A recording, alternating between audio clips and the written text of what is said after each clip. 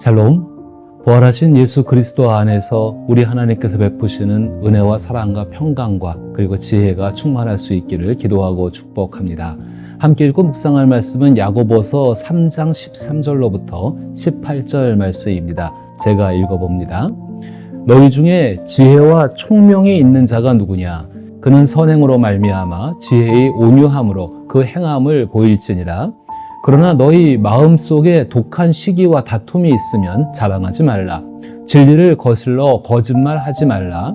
이러한 지혜는 위로부터 내려온 것이 아니요 땅 위의 것이요 정욕의 것이요 귀신의 것이니 시기와 다툼이 있는 곳에는 혼란과 모든 악한 일이 있음이라. 오직 위로부터 난 지혜는 첫째 성결하고 다음에 화평하고 관용하고 양순하며 긍휼과 선한 열매가 가득하고 편견과 거짓이 없나니 화평하게 하는 자들은 화평으로 심어 의의 열매를 거두느니라. 아멘. 저는 오늘 이 본문을 가지고 하나님 나라를 드러내는 지혜를 생각해 보고자 합니다. 그리스도인들은 예수 그리스도를 통해 천국의 시민권을 부여받은 사람들입니다. 천국의 시민권을 가진 그리스도인들은 사람들의 기준이나 자신의 기준에 의해 평가되지 않습니다. 오직 우리를 판단하시는 분은 천국의 주인이신 하나님 뿐이십니다. 그런데 하나님께서는 예수 그리스도를 믿는 우리를 의롭다고 선언하셨습니다. 이러한 복음을 마음 깊이 받아들이고 살아가는 그리스도인들은 하나님의 능력으로 모든 것이 하나님께서 기뻐하시는 모습으로 변화될 예수 그리스도의 다시 오시는 날을 기다립니다. 그날 하나님께서 계획하신 새 하늘과 새 땅, 즉 새 창조는 모든 것을 하나님께서 기뻐하실 모습으로 변화시킬 것입니다.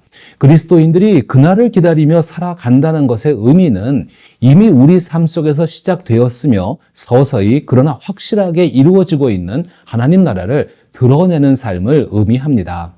따라서 그리스도인들이 세상을 살아가면서 하나님 나라가 우리에게 이루어지고 있다는 믿음을 가지고 있다면 우리의 삶 속에 존재하는 모든 문제들에 대해 이전과는 다른 하나님의 지혜로 살아가야 합니다. 야고보서가 특별히 그러한 지혜를 꾸짖지 않고 후히 주시는 하나님께 구하라고 권하는 이유가 바로 여기에 있습니다.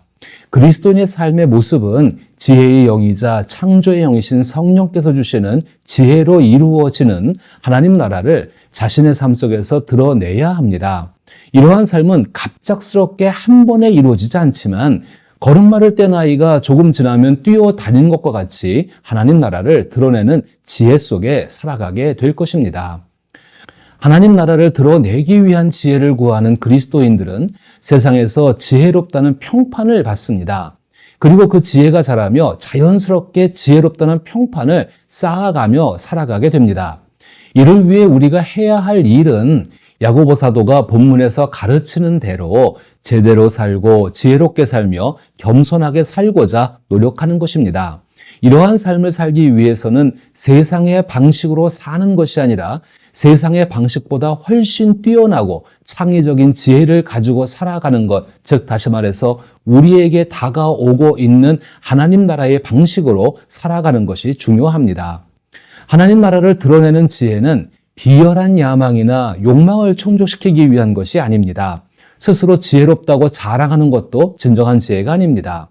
지혜롭게 보이기 위해 진실을 왜곡하는 것도 지혜라고 할 수 없습니다. 이는 하나님 나라를 드러내는 지혜와는 한참 거리가 멉니다. 오히려 짐승처럼 교활하고 악마처럼 간사한 속임수에 불과합니다. 우리가 하나님 나라의 시민권을 가진 존재임을 잊고 다른 사람보다 더 높은 위치에 서려고 하거나 그들을 이기려고 할 때마다 상황은 엉망이 되고 서로 갈등하고 결국은 멱살을 잡게 될 것입니다. 특히 야고보서 3장 14절에서 너희 마음속에 독한 시기와 다툼이 있으면 이라는 표현은 인간의 본성 깊숙이 자리 잡고 있는 강한 질투심과 경쟁심을 나타냅니다. 이러한 질투심과 경쟁심은 비판을 즐기고 트집을 잡는 영적 상태를 의미합니다. 이 상태에서는 좋은 말을 하더라도 반드시 나쁜 말을 덧붙여 분위기를 망치게 됩니다.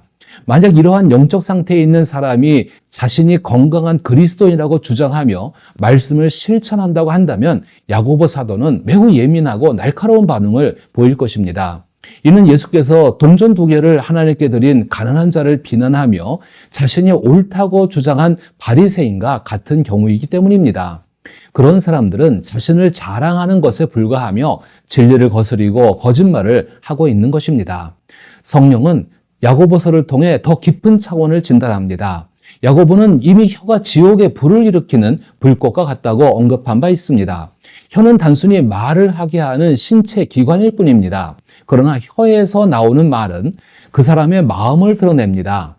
야고보는 15절에서 이러한 말을 귀신의 것이라 라고 표현합니다. 다시 말해 독한 시기와 다툼을 일으키는 말을 하는 사람의 마음가짐은 귀신의 세계에서 비롯된 것이라고 말하고 있는 것입니다.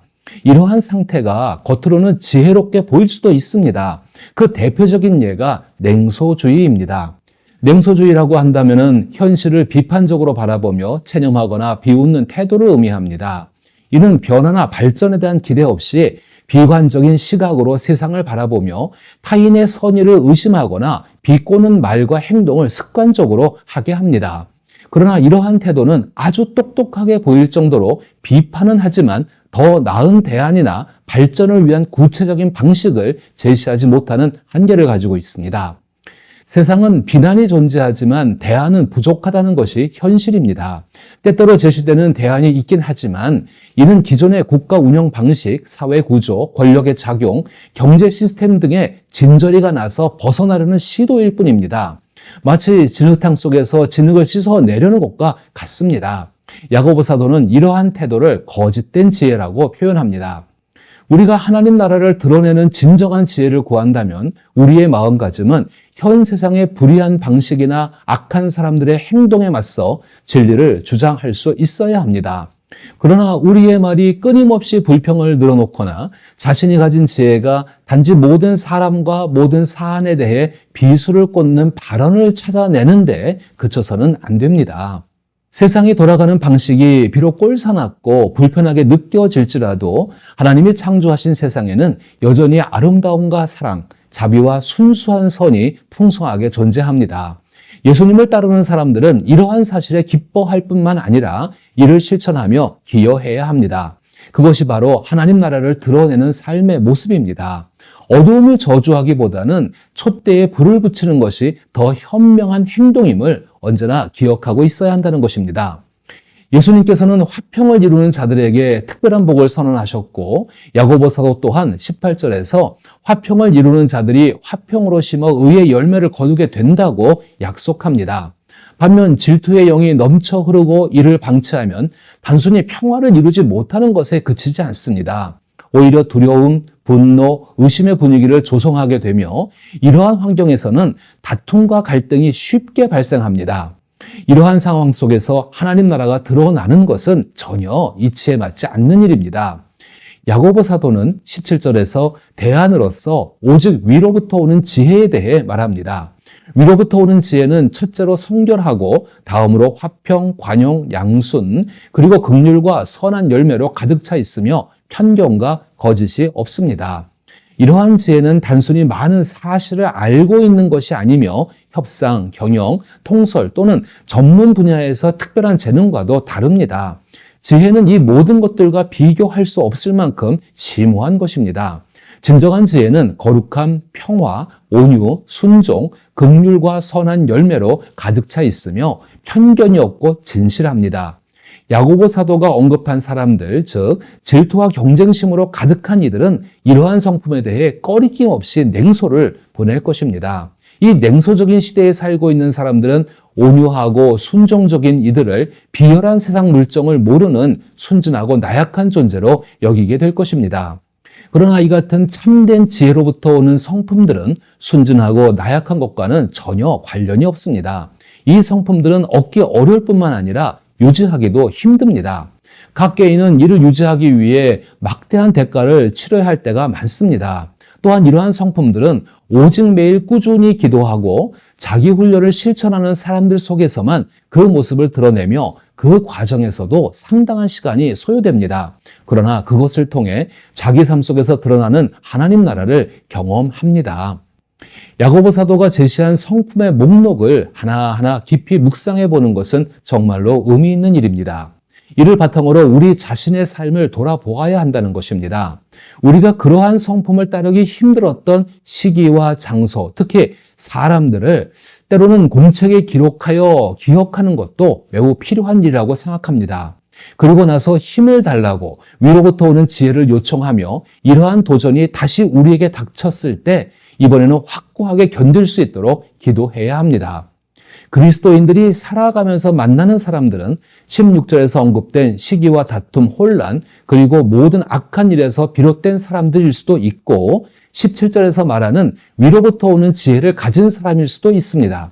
만약 거리에서 마주쳐야 하는 사람들을 선택할 수 있다면 어떤 유형의 사람들을 만나고 싶으신가요? 또한 어떤 사람들이 나의 이웃이 되어주기를 바라시나요? 이러한 질문에 대해 성경은 당신이 그런 이웃이 되기 위해 어떻게 해야 하는지를 분명하게 알려주고 있습니다. 참된 지혜를 추구하고 그 지혜로 살아가는 것입니다. 그것은 예수님처럼 자기 삶에서 하나님 나라를 드러내는 것입니다. 참된 지혜, 즉 하나님의 지혜는 거룩한 삶에서 시작됨을 기억하십시오. 그렇다면 그 거룩함의 특징은 다른 사람들과 복음으로 인하여서 평화롭게 지내는 것입니다. 참된 지혜는 온유하고 이치에 맞으며 자비와 복이 넘칩니다. 하루는 뜨겁고 다음 날은 차가운 것이 아니라 항상 일관성을 유지합니다. 겉과 속이 다르지 않습니다. 만약 우리가 예수님 때문에 만나는 모든 사람들과 복음으로 인하여서 평화롭게 지내고 품위와 예의를 갖추어 서로를 대하려고 노력한다면 하나님께서는 우리와 올바른 관계를 맺고 건강하고 튼튼한 공동체를 세우실 것이며 그 열매를 맛보게 하실 것입니다. 이러한 모습이 바로 하나님 나라를 드러내는 삶입니다. 하나님은 이러한 지혜를 위로부터 우리에게 주십니다. 따라서 우리는 이 지혜를 얻기 위해 기도하며 끝까지 인내해야 합니다. 이러한 삶을 통해 하나님 나라를 나의 삶에서 드러낼 수 있기를 기도하고 축복합니다.